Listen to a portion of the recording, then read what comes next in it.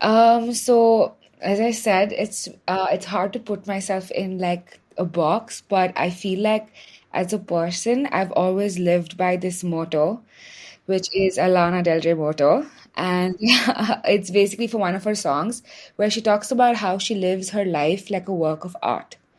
And this is like embedded in me in such a way that I use it in all walks of life. And I actually even have it tattooed on me, like the word art.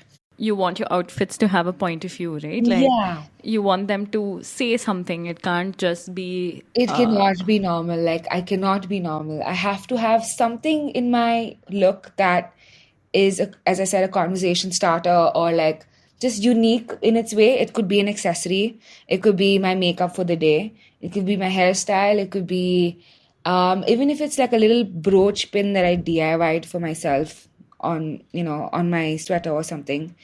But yeah, it's always something that's a little bit unique. Has to have a little edge. pearl embellished jeans, pretty pink bows, summery pinstripe vest, vintage corset tops. 2024 fashion is all about glitz, glam, and reminding everyone that we're no longer holed up in our houses. Sweatpants, the peak pandemic uniform, may be officially gone.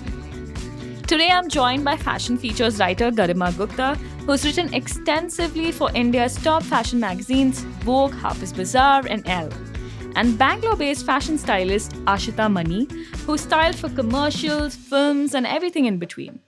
You heard her before, discussing her personal style. I brought them both together to answer this one big question: what to wear to work in 2024? I asked them what's cool, what's not, and what you should be wearing to stay current and up to date. Think of this episode as a tiny makeover in your ears. As you listen, know that all of these guidelines are just suggestions. They can all be taken or ignored. If you're like, what? I don't agree with that, ignore it. Just use what serves you. Also, if your workplace still has strict dress codes or worse, mandated uniforms, this episode is not for you.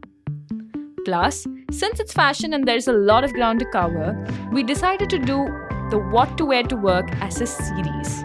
And this is the first part in the series, which is all about women's fashion, and it's for anyone who identifies as she or her. Okay, let's get right into it. Welcome to the first 2 years. I'm Akshaya Chandrasekaran, and this is the show where we ask and answer the toughest questions around work every Tuesday. And today's question is an evergreen one: what to wear to work?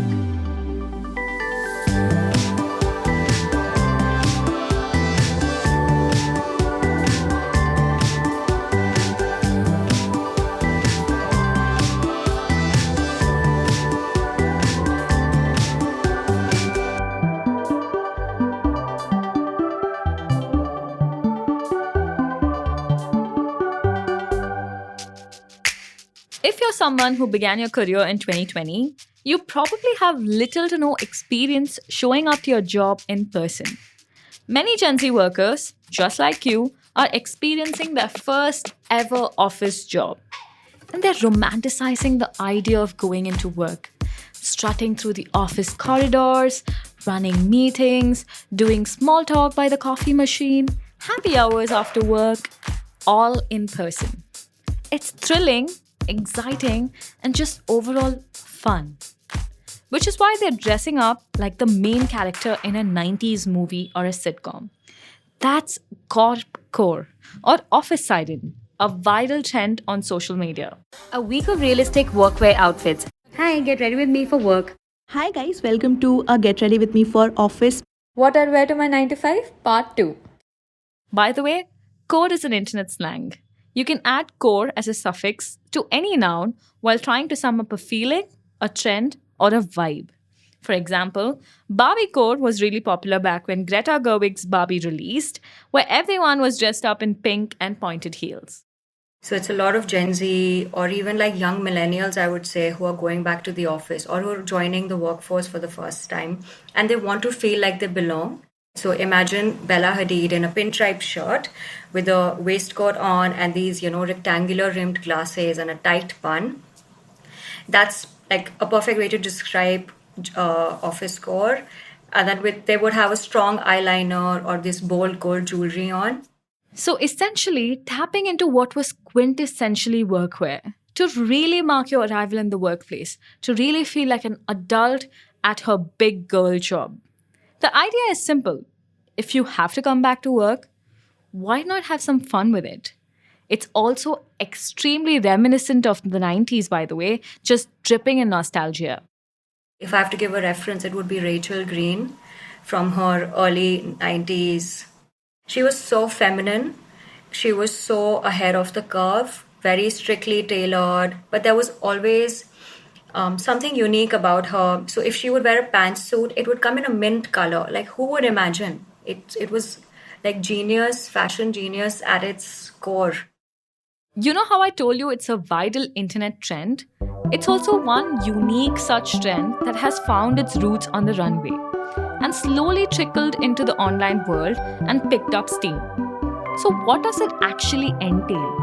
What are the top 5 pieces that captures this trend? Quick break and Aashita will tell you.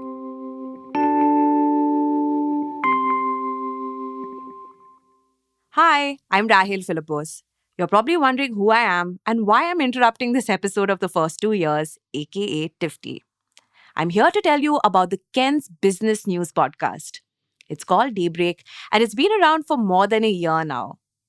But why am I telling you about it today? Well, because it hit a very special milestone. We crossed 200 episodes. Now, I'm new here at the Ken, but I've been a listener of Daybreak for way longer. It has consistently delivered exactly what it promised.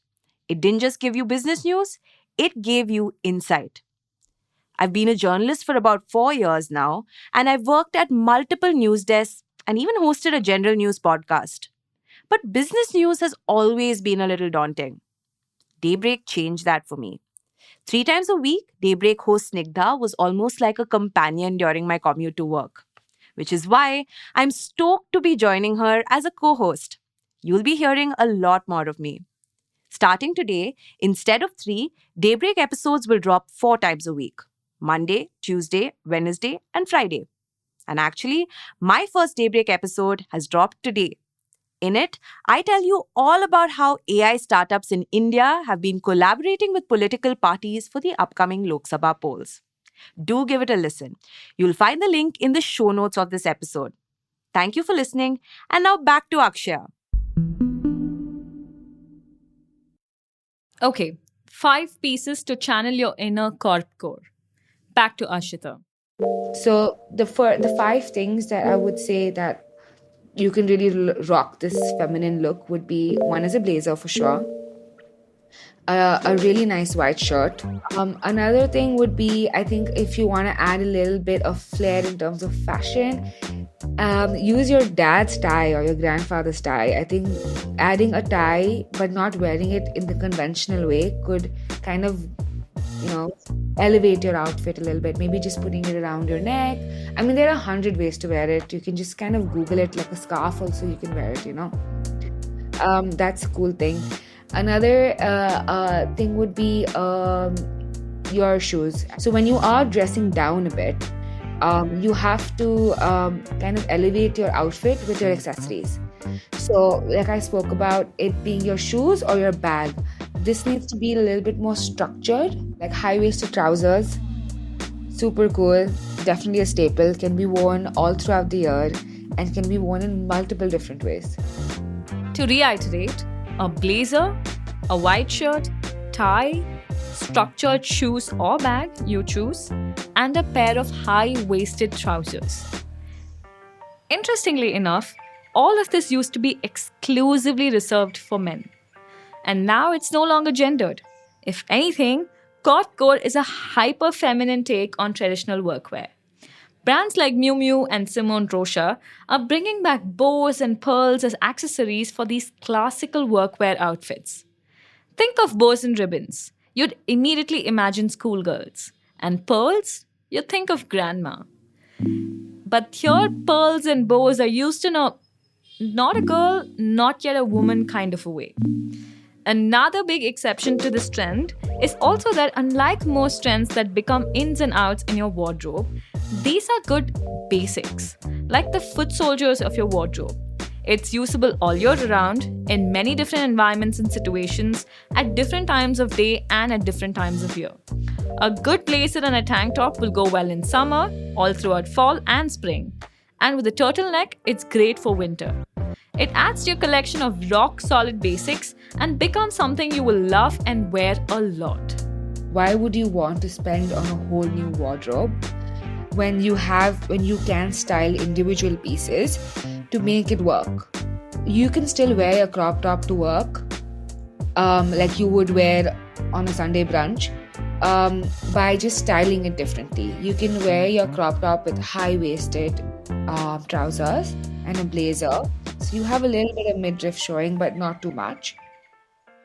Buying a whole new wardrobe before joining a new workplace is done for. So even crop tops are coming to work. Many are looking for ways to include timeless basics and style the pieces they already have in interesting ways. Garima says a lot of the 9 to 5 dressing should also become versatile enough for your 5 to 9 after work.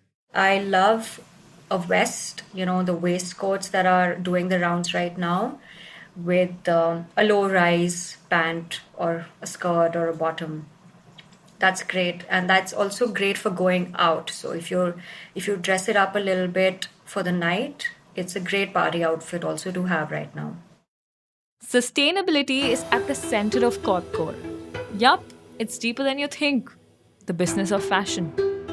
For instance, thrifted office looks are predicted to be among the next big fashion trend this year. It's called Thriftalt, coined by WGSN, a global fashion forecasting company. And it's all about combining thrifted or pre-loved items with stuff in your wardrobe with a little bit of DIY or customization. Okay, now you know what's Corpcore, the have-to-haves in your wardrobe, and you're all ready to be the next it girl in your office. But how do you pair it up? Styling tips, anyone? Coming right up. So let's say you've got your closet all set up. You have all the tools in your toolkits, all the ingredients in your pantry, the paint in your paint box. Give me another metaphor. Whatever, right? Like you've got your raw materials. How do you start to put your clothes together on yourself in a way that feels cohesive and good and comfortable and feels like you? Garima and Aashita have loads of tips and tricks, but these two are my favorite. One is a trick about proportion and one is a trick about color. Let's start with the one about proportion. Proportion is secretly really important. Proportions of the clothes that you're wearing.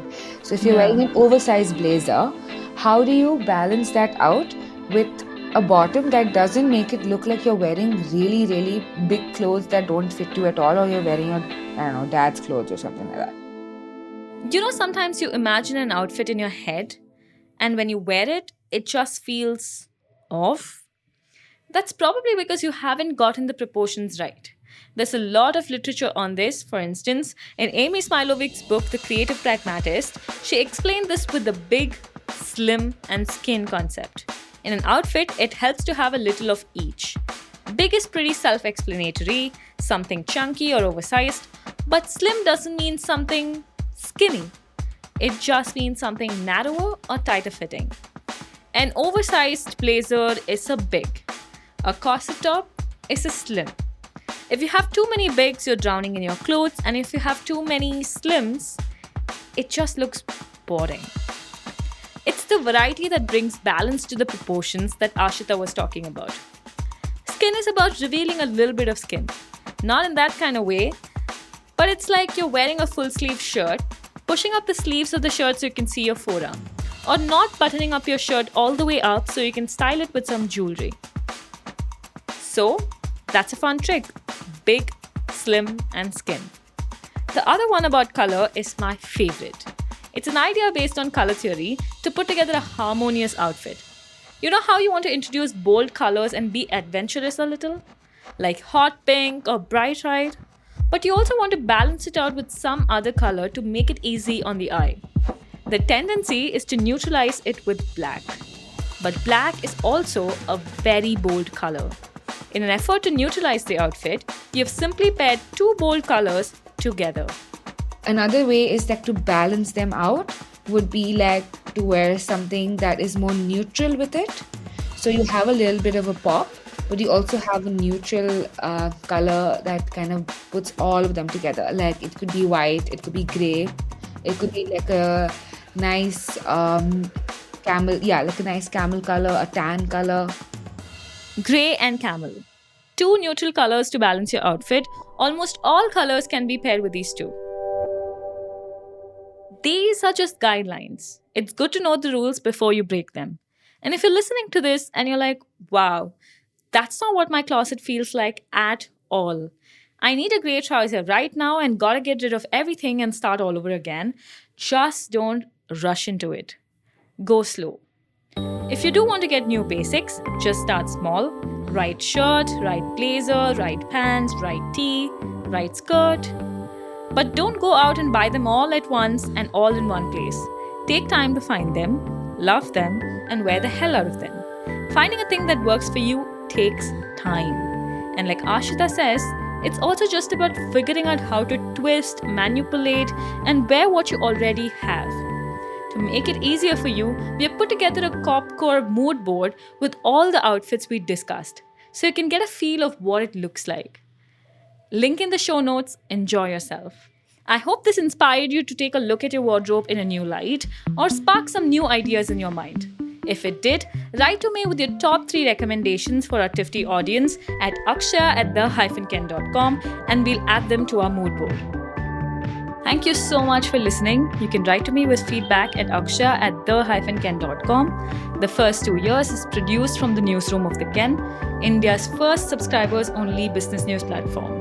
This episode was written and hosted by me, Akshaya Chandrasekaran, produced by Anushka Mukherjee, and audio engineering by Rajiv Sian. Thank you for tuning in.